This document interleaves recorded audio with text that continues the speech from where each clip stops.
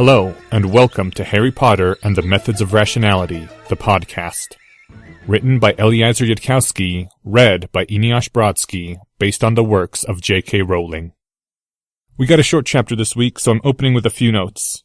First, congratulations to Toasted Cake, winner of the 2012 Best New Speculative Fiction Podcaster/Team Parsec Award. Second, this story spreads by blogging, tweeting, word of mouth, favoriting, plugging on forums, and adding to lists. And remember, if the readers and listeners before you hadn't taken a moment to do that, you probably wouldn't have found this.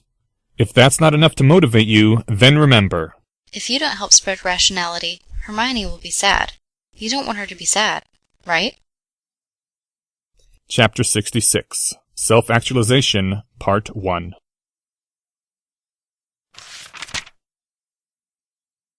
Hesitation is always easy, rarely useful. So the defense professor had told him, and while you could quibble about the details of the proverb, Harry understood the weaknesses of Ravenclaws well enough to know that you had to try answering your own quibbles. Did some plans call for waiting? Yes, many plans called for delayed action, but that was not the same as hesitating to choose. Not delaying because you knew the right moment to do what was necessary, but delaying because you couldn't make up your mind. There was no cunning plan which called for that. Did you sometimes need more information to choose? Yes, but that could also turn into an excuse for delaying, and it would be tempting to delay when you were faced with a choice between two painful alternatives. And not choosing would avoid the mental pain for a time, so you would pick a piece of information you couldn't easily obtain and claim that you couldn't possibly decide without it.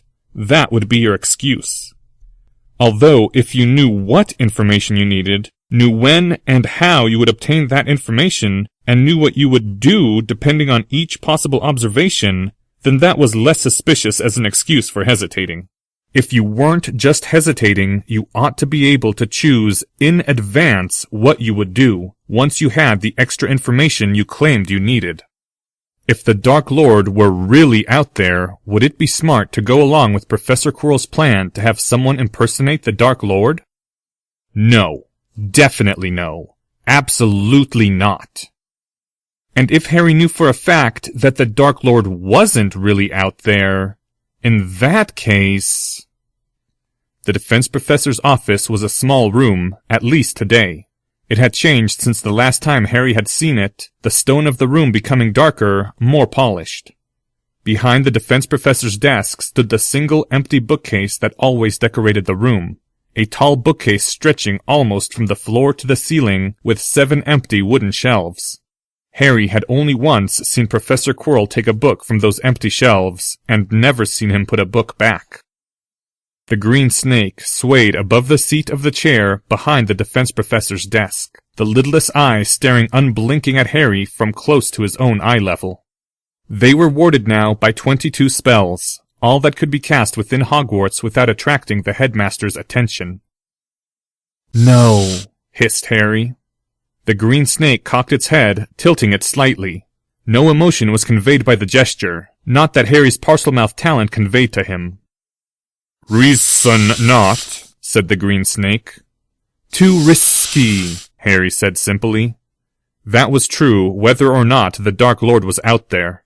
Forcing himself to decide in advance had made him realize that he'd just been using the unanswered question as an excuse to hesitate. The same decision was the same, either way. For a moment, the dark-pitted eyes seemed to gleam blackly. For a moment, the scaled mouth gaped to expose the fangs. "Think you have learned wrong lesson, boy, from previous failure. My plans are not in habit of failing, and last one would have gone flawlessly but for your own foolishness. Correct lesson is to follow steps laid down for you by older and wiser Slytherin. Tame your wild impulses." "Lesson I learned is not to try plots that would make girl-child friend think I am evil, or boy-child friend think I am stupid," Harry snapped back. He'd been planning a more temporizing response than that, but somehow the words had just slipped out. The sound that came from the snake was not heard by Harry as words, only as pure fury. A moment later, "You told them." "Of course not, but know what they would say." There was a long pause as the snake head swayed, staring at Harry. Again, no detectable emotion came through, and Harry wondered what Professor Quirrell could be thinking that would take Professor Quirrell that long to think. "You seriously care what those two think?" came the snake's final hiss. "True younglings those two are, not like you. Could not weigh adult matters." "Might have done better than me. Boy-child friend would have asked after secret motives before assenting to rescue woman." "Glad you understand that now," the snake hissed coldly. "Always ask after others' advantage. Next, learn to always ask after your own. If my plan is not to your taste, what is yours?" "If necessary, stay at school 6 years and study. Hogwarts seems fine place to dwell. Books, friends, strange but tasty food." Harry wanted to chuckle, but there wasn't any gesture in Parseltongue for the kind of laughter he wanted to express. The pits of the snake's eyes seemed almost black. "Easy to say now. Such as you and I, we do not tolerate imprisonment. You will lose patience long before 7th year. Perhaps before end of this one. I shall plan accordingly." And before Harry could hiss another word of Parseltongue, the human shape of Professor Quirrell was sitting in his chair once more. "So, Mr. Potter," said the defense professor, his voice as calm as if they had been discussing nothing important, as if the whole conversation had not occurred at all. "I hear that you have begun to practice dueling. Not the worthless sort with rules, I hope."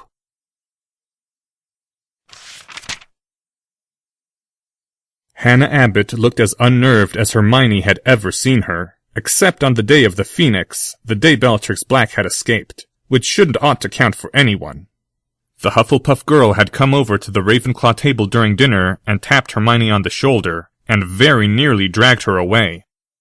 "Neville and Harry Potter are learning dueling from Mr. Diggory," Hannah blurted as soon as they were a few steps away from the table. "Who?" said Hermione. "Cedric Diggory. He's the captain of our Quidditch team and general of an army, and he's taking all the electives and getting better grades than anyone, and I hear he learns dueling from professional tutors during the summers, and he once beat 2 7th-year students, and even some teachers call him the Super Hufflepuff. And Professor Sprout says that we should all emulate him, or something like that. And..." After Hannah finally stopped for air, the list had gone on for a while, Hermione managed to insert a word in edgewise. "Sunshine Soldier Abbott, calm down. We're not going to be fighting General Diggory, right? Sure, Neville's studying to beat us, but we can study too." "Don't you see?" Hannah shrieked, raising her voice a lot louder than it should have been, if they were trying to keep the conversation private from all the Ravenclaws looking at them. "Neville isn't studying to beat us. He's practicing so he can fight Bellatrix Black.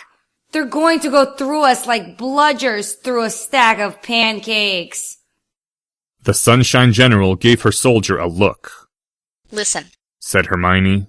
"I don't think a few weeks of practice is going to make anyone an invincible fighter. Plus, we already know how to handle invincible fighters. We'll concentrate fire on them, and they'll go down just like Draco." The Hufflepuff girl was looking at her with mixed admiration and skepticism. Aren't you even, worried?" "Oh, honestly," said Hermione. Sometimes it was hard being the only sensible person in your whole school year. "Haven't you ever heard the saying, the only thing we have to fear is fear itself?" "What? That's crazy. What about Lethifolds lurking in the darkness and being put under the Imperius Curse and horrible transfiguration accidents and..." I mean...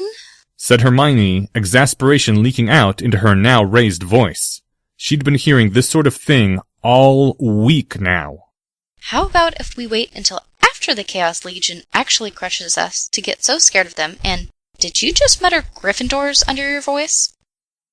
A few moments later, Hermione was walking back to her place at the table with a sweet smile plastered on her young face. It wasn't the terrible cold glare of Harry's dark side, but it was the scariest face she knew how to make. Harry Potter was going down.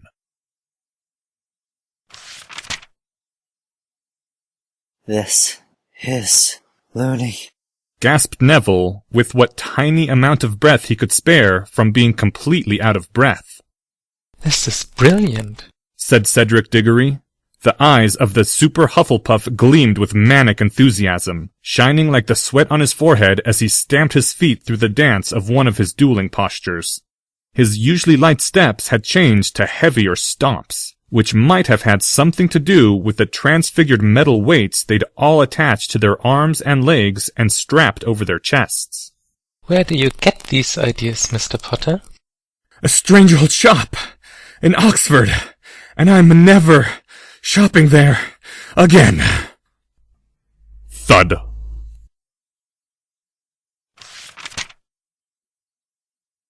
End Chapter 66. Thank you to the following people. Cedric Diggory, Anonymous. Neville by Adam Hartel. Hannah Abbott, Mars. Hermione Granger, Anonymous.